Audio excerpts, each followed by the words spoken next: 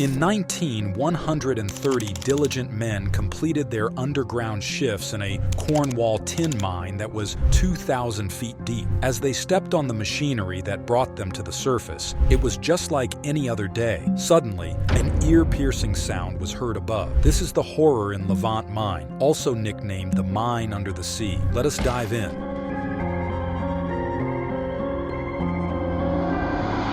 The Central Powers that sparked First World War started to fall apart on November 9, 1918, which caused Kaiser Wilhelm, the last German emperor, to abdicate his throne. The new German government signed the armistice on November 11, 1918, ending the Great War. After dropping their weapons and returning home, many British soldiers who had been fighting in the muddy trenches suffered from shell shock or were handicapped. It was hard for them to adjust to civilian life and forget the atrocities of the war. Their lives would never be the same. Training centers were set up to support ex-servicemen and retrain them in new jobs, but in the town of St. just in Cornwall, soldiers who returned home, who were fit and healthy, were sent into the local mines named Levant Mine. Located on the very far southwestern tip of England, it opened in 1820 and was primarily a copper mine, but also extract tin and smaller amounts of arsenic. Because copper and tin could be used to manufacture brass and bronze, they were about to become extremely valuable and significant at the time. However, the working conditions in the mines were appalling for the individuals who worked there. Parts of the Levant mine extended horizontally for a full mile beneath the Atlantic Ocean, and it was pitch black and blazing hot, reaching down roughly 600 meters or 2,000 feet below the surface of the earth. The rest of the mine was equally harsh, with temperatures occasionally reaching 40 degrees Celsius or over 100 Fahrenheit. Many miners were forced to work nearly naked to prevent heat stroke, and some didn't even wear work boots because they would get wet and cause trench foot. One of the mine shafts, called 40 back, was only 12 meters or 40 feet from the seabed above. If that tunnel had ever failed, the mine would have filled with water too quickly for anyone in the lower levels to escape. Because each man needed both hands to work, climb, and use his tool, lanterns were not an option, and the mines were too big to hang lights along every passage and keep them all fueled. So as odd as it seemed, this was the only real way to see anything down there. Before entering the mine each day, the workers would gather a handful of clay from a pile on the surface and use it to stick a candle on top of their heads, or, in later decades, onto their helmet. Naturally, this also brought with it a whole new set of issues. Men carried matches and waterproof brass, since candles would frequently blow out while they were working and had to be replaced. But that was only the beginning. With 80 ladders separating them from the lower level, hundreds of men would descend into the mine every day through one of its shafts. Once they were down there, they would use hand drills to dig thin channels about 1.5 feet deep into the rock to fill with gunpowder. After setting a few, they would clear the tunnel while waiting for the next couple hundred feet of stone to be shattered by the explosion. They would then return and use hand tools to clear the debris. However, in more sensitive locations, all work was done by hand. After the miners had gone through, additional teams would bring logs and wooden boards in behind them to shore up the passageway, and then the procedure would be repeated. To make matters worse, men still have to climb the 80 ladders to get back up and out of the mine after a full day of work. If they were at the bottom, this process could take an hour and a half, not to mention the walk back to their hometown. To make matters worse, the 3 hours they could spend climbing ladders each day were not paid time. They were only recorded when they arrived at their mine floor for one of the 3 8-hour shifts that were held every day except Sunday. Despite the fact that the Levant Mine sounds like one of the worst jobs a person could have, between 300 and 700 people worked there most years, with about 2/3 of them underground. The remaining people on the surface included many women, children, and men who were injured and prevented from working below, where their jobs were to break up the ore into fist-sized chunks with hammers and sort of buy type for process. Those who did work below could have been as young as 14, 19, and many of them were desperate and unable to find employment elsewhere. Men who were too tired or injured to climb back up would be pulled up with ropes or, later, one of these skips, which were 2 buckets with a separate shaft for lifting stone and ore out of the mines. It was also not unusual for tired men to fall from the ladders at the end of their workday. Even more injuries were caused by loose gunpowder that was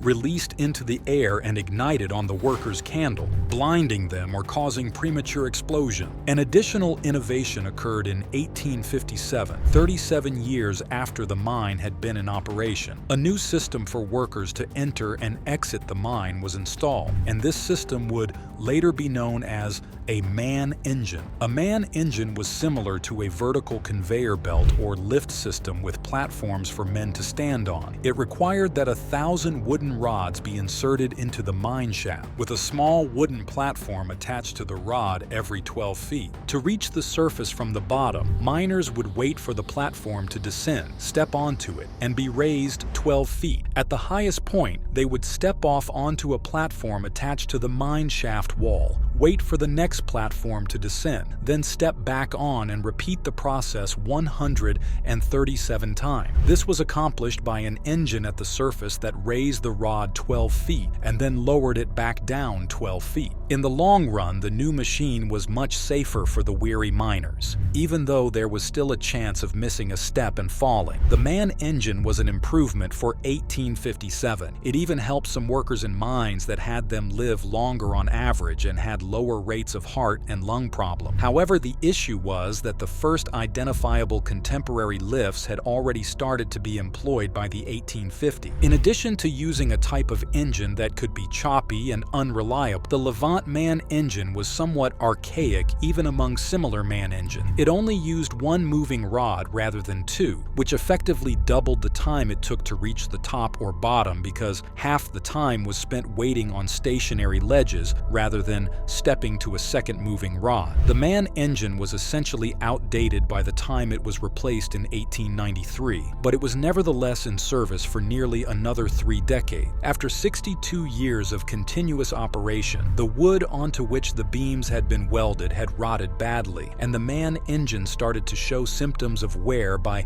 1919. It also began to creep and bulge when in use. Nearly every miner now feared the man engine's dependability. Other mines in the region had already undergone modernization, and in 1919 it was even regarded as a museum piece. Its poor working condition was frequently brought to the attention of management, who, as usual, only looked at the bottom line, ignored these complaints, and work continued. At around 3 p.m. on Monday, the 20th of October 1919, 130 miners started their journey to the surface after an honest day of work. They had to step on, step off, rinse and repeat as the ancient machinery chugged away, heaving the miners to the surface just 18 inches from the top of the stroke. There was a bang as most men prepared to step off. The sound came from a bracket that connected the top beams to the rod, which had been deteriorating 5 years since it was last replaced. In an instant, broke away, and the 1,000-foot rod and all the men started to fall near the very top of the shaft. The men vanished, screaming as they fell back into the mine shaft. As it did so, it bent and buckled, rupturing the catch wings that were meant to hold it in place. As the platform shook beneath their feet and began to slide, the top 300 feet of the rod broke off after the first 12 feet fell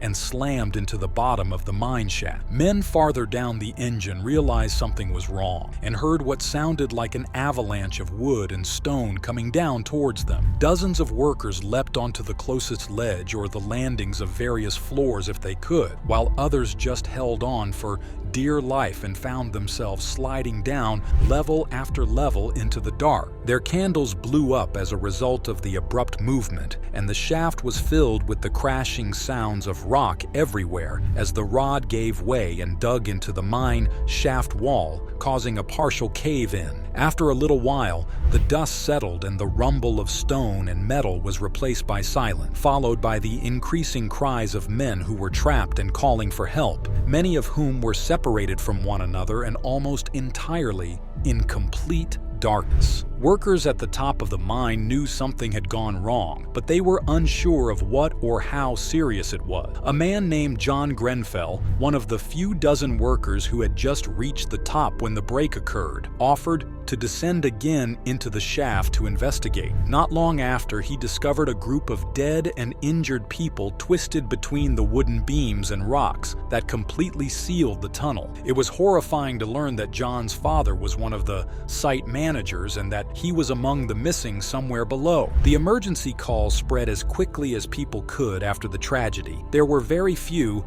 if any, telephones in that region of England at the time, but as word got out, off-duty miners arrived, and hundreds of others from nearby towns and mines, including the Levant Mine and the East Pool Mine, joined them on the first day. Friend, family, reporter, and others also arrived later. After the rescue started, it was a difficult task to try to save as many people as possible because the shaft was so damaged that each rescuer had to be winched down into it on a rope. There they would tie ropes around every piece of debris, lifting it up and out of the way while attempting to prevent further falls or destabilization of the shaft. To make room for the survivor, all of the hundreds of pounds of stone and wood had to be brought up. This process would take days, and it is apparent that those who were trapped below had their own difficulties. More than 100 men tried to reassemble after relighting their candles if they still had any, and many of them had emergency ladders on their levels that hadn't been knocked out, so they could still move around, but there was no chance of climbing. Instead, they gathered as many people as they could and assisted the injured in walking to the skip shaft and the water pumping shaft, both of which had emergency ladders and made the full journey to the surface. To the surprise and relief of the rescuer, 2 hours after the collapse, men from the bottom of the shaft started to emerge from the engine rooms and the ore processing building. They were so exhausted from a full day of work that they joined the rescue effort almost immediately, but by that time more than 50 of their friends and co-workers were still missing somewhere below. To save all the survivors, it would ultimately take 3 full days of winching, crawling, and digging through partially closed tunnels. However, the procedure was sluggish, and frequently they failed to reach those pleading for assistance before they went silent. John's father was tragically one of the dead. Over the course of 3 days of non-stop rescue effort, the death toll rose to 31. The Levant Mine and its employees all came from small towns and villages, and everyone knew everyone there. Each death was a friend or family member. 14 of them were found near the top of the pile, at a depth of about 150 feet. The majority of the others were between 160 and 320 feet, and the final 3 were found at 420 feet, 480 feet, and 660 feet. All 3 were struck by falling debris. Many people survived these tragedies, including a 14-year-old boy named William Lowry, who was the first to be pulled out of the pile. He had a snapped collarbone, 8 broken ribs, and required 36 stitches to his face and head, but he would eventually fully recover. He spent 15 hours trapped beneath the body of another miner near the top of the pile. After being saved on the way to the surface, another man, Nicholas Thomas, managed to hang on for a full 50 hours only to pass away from exhaustion. Sadly, almost everyone in the county knew someone who had died, and 5 of the soldiers killed had made it there after surviving the First World War. In addition to the deaths,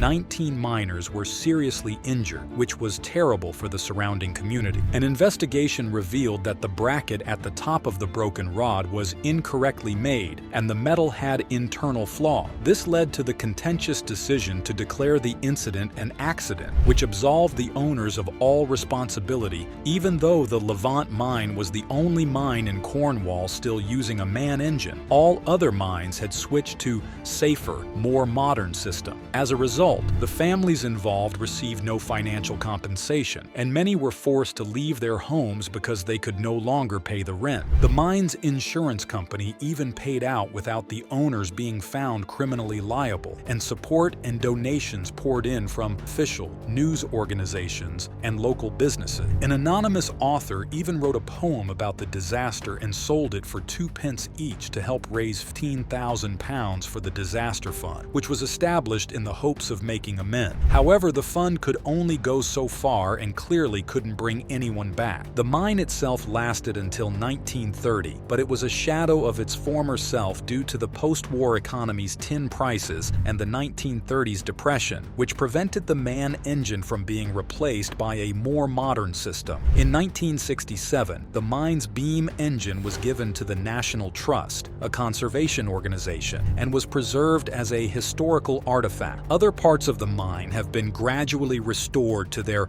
original state or put back into service as historical artifacts. The underground part of the Levant Mine is securely sealed off, while the surface is still accessible to the public. Thank you very much for watching this far. If you have a story suggestion, feel free to put it in the comment section. Additionally, remember to like, share, and subscribe to this channel. See you in our upcoming video.